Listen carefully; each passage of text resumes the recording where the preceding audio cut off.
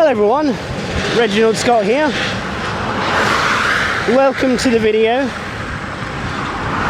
Hope you're all well today. Hope you're all doing well and happy and safe and well fed and emotionally stable.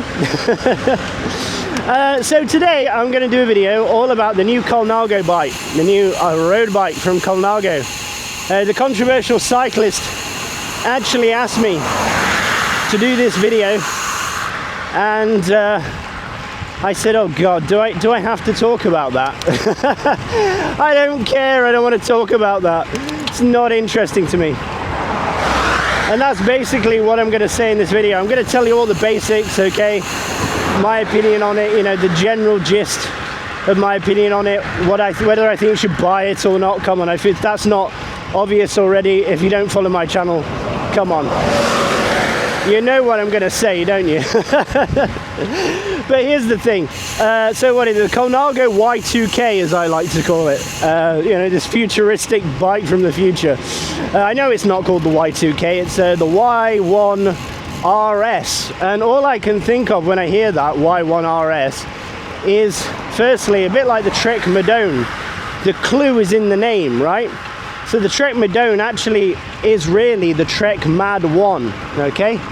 And the reason why it's the Trek Mad 1 is because you'd be mad to buy one, right? That is the name, that is why, okay? Trek Mad 1, you'd be mad to buy one. No, I'm not talking about the old Treks as well. We're talking about the newer monstrosities that they design. And what's interesting is this Y1RS. It looks very similar to the Trek, what is it, 8th gen Trek Madone, and the Cervelo, is it the S5? Can't remember off the top of my head, but I did a meme about it, you know, and I got my meme out very early. And what's interesting is after I got my meme out, everybody started saying the same thing as me, that this is the illegitimate child of a Cervelo and a Trek. And you have to say, it does kind of look like that. But yeah, the clue is in the name. So Y1, that is basically saying, why would you buy one? And the RS, that one's interesting. Maybe RS could be really silly, like really, really silly.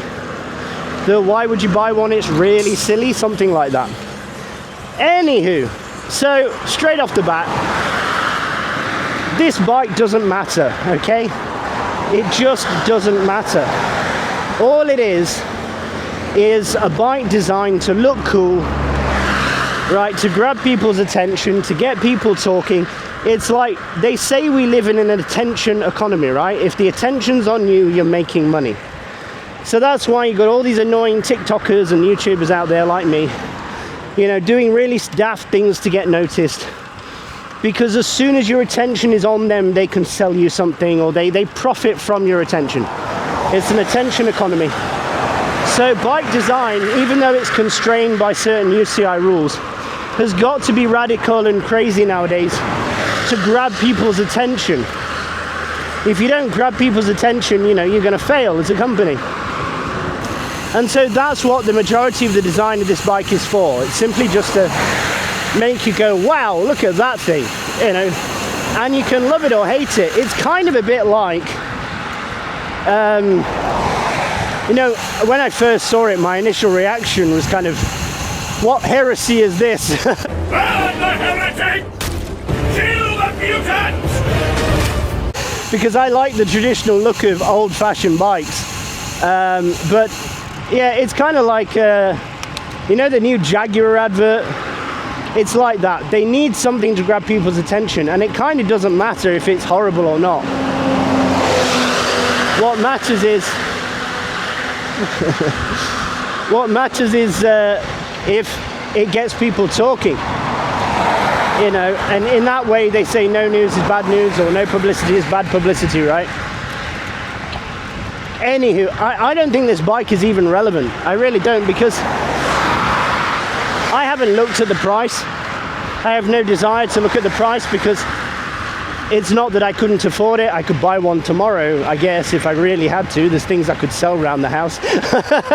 You know, I'd probably get something fairly decent for the value of my wife and my kid. I probably could buy one of these if I really had to. But, you know, sell the old kids off for medical experiments. I've got no option but to sell you all for scientific experiments.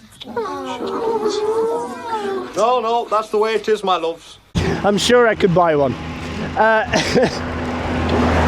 But the fact is, I haven't looked at the price because obviously it's going to be expensive. It has to come with a ridiculous price tag because it's simply not aimed at the majority of people watching this video. Most of you out there have not got the disposable income to buy one of these things. And hopefully, I hope that if you do have the disposable income to buy one of these things, you're a lot more sophisticated in your thinking. And you probably wouldn't anyway. You know, you'd probably go out and buy some bespoke made bike, or you know, this is an off-the-shelf bike. You know, having a price tag on a bike, because I guarantee it's going to be high, having a price tag on a bike for an off-the-peg, off-the-shelf bike that reflects that you could get with a custom bike is just insane to me. Like, why would you do that? You know, unless you're not getting anything special, are you? You're getting something anyone can have.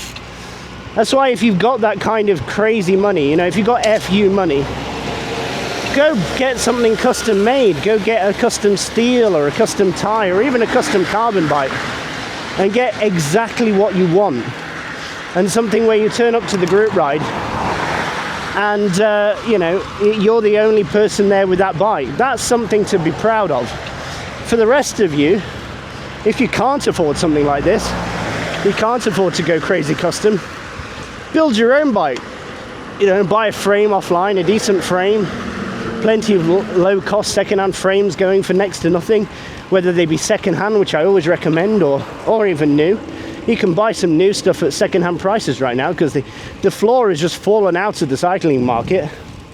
Go and buy something, buy, you know, a group set that suits you. Again, loads of great second-hand prices out there, loads of great cheap stuff that you can buy and slap it together yourself. You'll make mistakes, we all do, but there's plenty of great YouTube videos out there on how to build bicycles. I should do some myself, I know. I will, I promise I will get around to it eventually. But yeah, that's the way to go, folks. That's the way to go. These ridiculously priced off-the-shelf bikes, honestly, you'd have to be mad to buy one, like the Madone. Why would you buy one? I don't know. So, specifically about the bike though, not just the insane price tag, it's disc brake, yuck, you know, bleh. Why would I want that? As my daughter says, bleh, when I try to give her something she doesn't want. Push it away. No thank you, disc brakes, yuck. Not having any of that on my road bike, thank you very much. Got lots of videos on why. Knock yourself out if you haven't seen it already. I'm sure you have. And then carbon fiber, nah, no thank you. Titanium's better, steel is better, even aluminium is better. Kind of sounds like that old song. The bees do it, even educated fleas do it. Da da da da da da da da da da da da. Let's do it. Let's fall in love. I don't know why it made me think of that, but it did. Just the cadence, I guess. And it's also all proprietary nonsense. So like all modern aero bikes now, it's going to be absolutely full of proprietary tech. You break a fork, you break a headset, you break a bar, you break a seat post, you got to go back to Colnago to get one because nothing else will fit. The amount of modification you can do to the fit of the bike is virtually zero. You know, like a lot of bikes, again now, the handlebars are all fully integrated. So forget stems, forget being able to angle the bars. You know, you are really restricted in where you can put that bike. Let's face it, that bike was not designed for you. That bike was designed for a Pro Tour rider, okay, who will get a custom setup, probably get a custom bar just made for them that's absolutely perfect. and they're 21 years old and full of drugs. Yeah, you are not competing with those people. You want a bike like this, okay? Separate bar and stem, fully adjustable, dial in your fit to perfection. Anything goes wrong, all these pieces are replaceable. The fork I can buy off AliExpress if I need to. You know, there's plenty of carbon forks available from China that will just slide right into this bike if I break it. Same for the bar, same for the stem. Absolutely no problem, easy fix. So yeah, why would you go with one of those things? Nonsense. And come on, before you start saying things like, oh, but the aero gains. Oh, but me aero gains. There's almost zero cyclists who have any chance of utilizing those aero gains anyway. You know, there's almost none of you out there who are averaging 40 kilometers an hour. Not almost zero. And if you are, 1 or 2 watts is probably not going to make all that much difference. Let's face it. Hi. Morning. Salamat pagi. Is it still morning? Solo ride, ah? Ah, yes, solo ride. No, solo ride and talking to myself. You know, people think I'm crazy. They're probably right. Yes. Nice weather. Not so good, is it? All right. Okay, sir. Bye-bye. Later. Safe riding.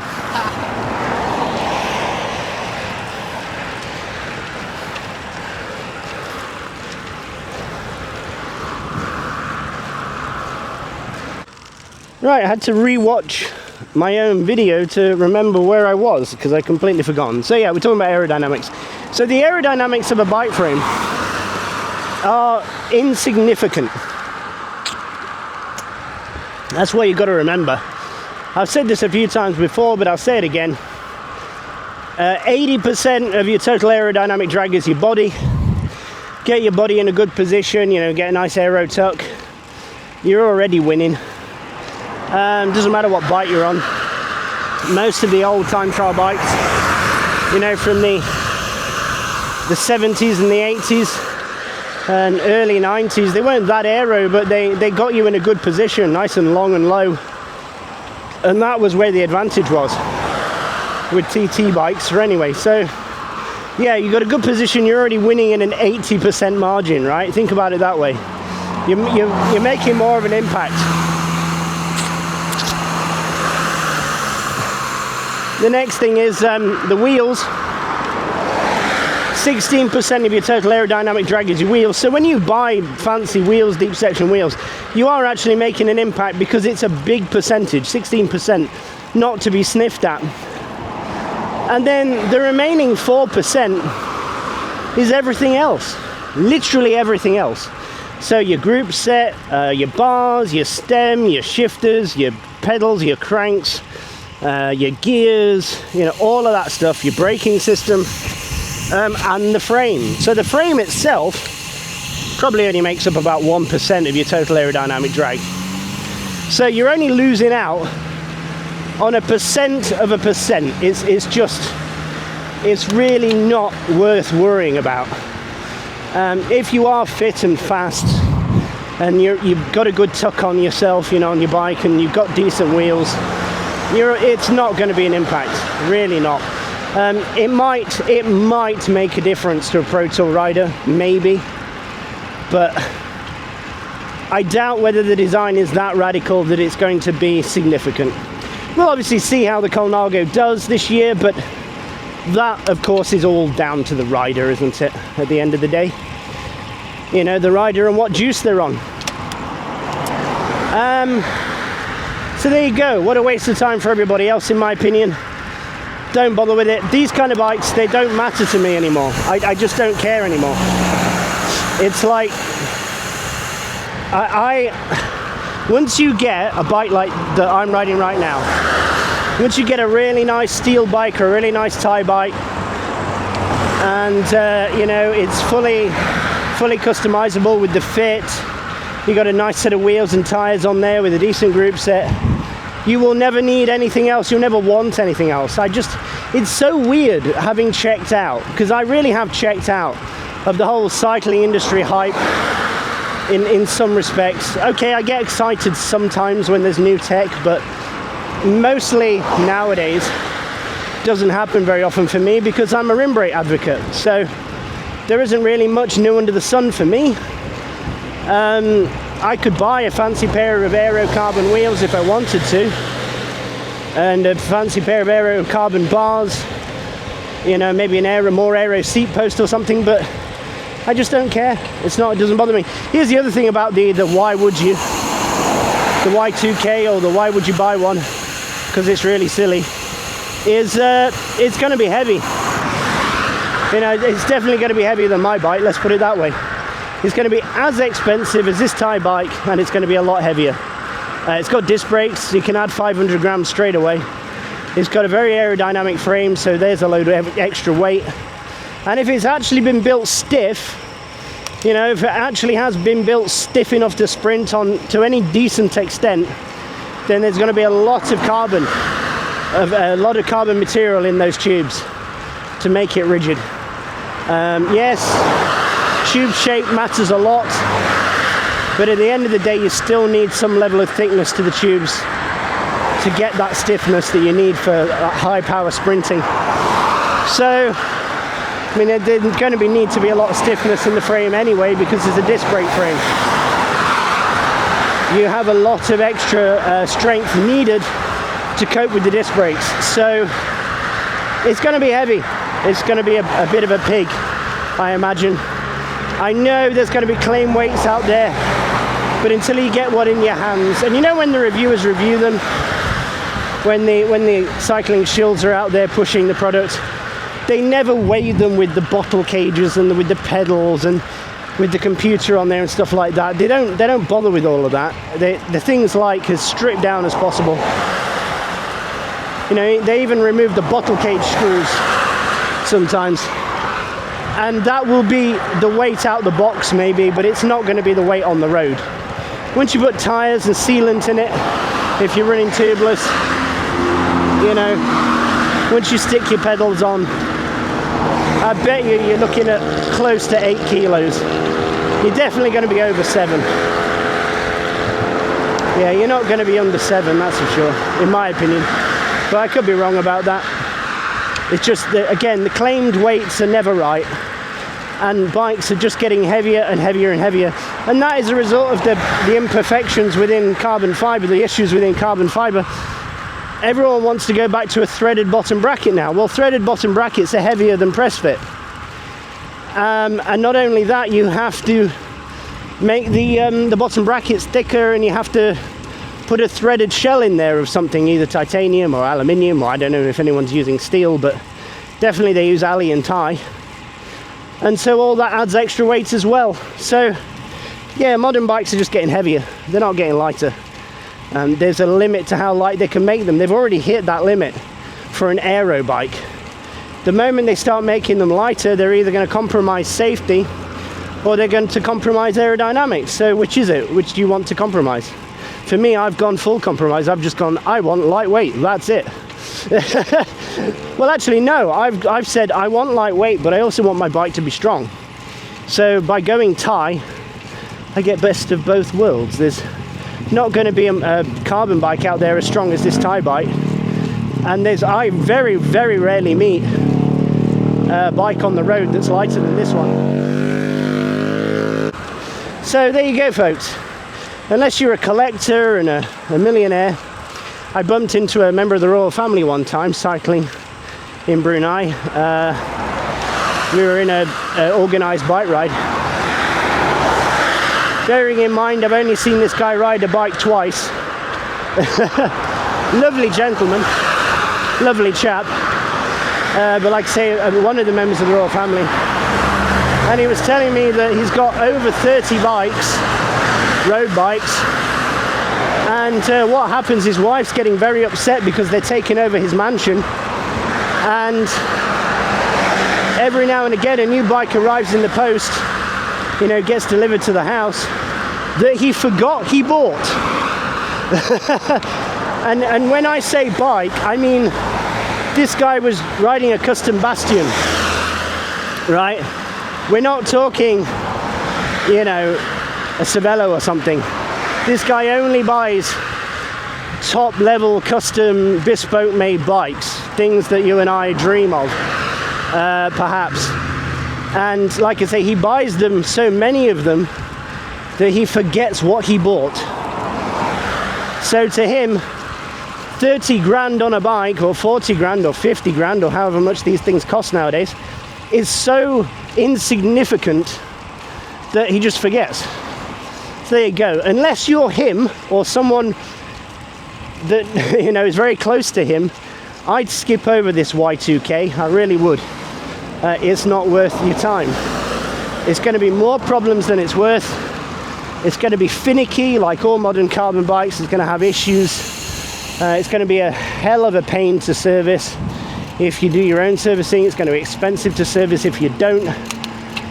Yeah, give it a miss, folks. Right, with that said, thank you for watching, as always.